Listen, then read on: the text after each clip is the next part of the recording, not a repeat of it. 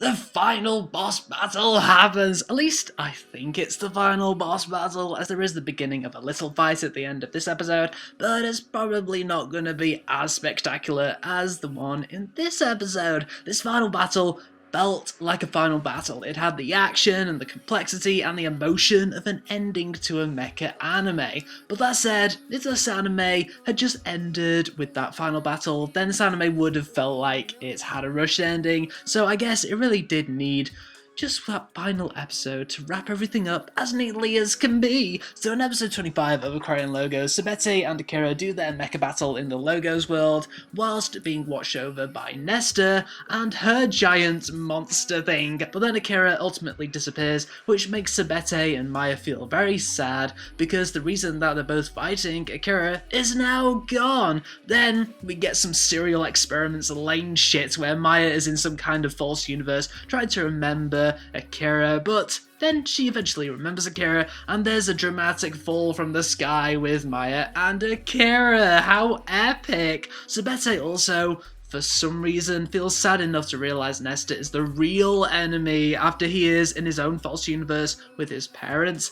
Goodness knows how that works, people. Goodness knows. Then, for some other reason, both Akira, Sabete, and Maya and Nesta are in the real world. Nesta still has her monster, and there's this awesome looking gold mecha which is piloted by the other three. Now this is where it could have gotten cheesy, but it didn't. All the characters, alive or dead, give the characters their support. I think that part worked because it wasn't too heavy-handed, it wasn't trying to hit you over the head with support is amazing, and the theme song from a previous Aquarion series was in the background, which is a good theme song to be honest. Nesta is defeated and I think she goes up to heaven and she's like with her dead lover and he tells her how much he loves her and it sounds sweet, and the music during that scene made it even sweeter. But oh no, what's this? Now that there's no more Logos world because Nesta is dead, kanji is imprinted in the real world everywhere and words become reality somehow. I hope no one says, I wish I was rich. Now the question for the final episode is, who will sacrifice him or herself to create a new Logos world?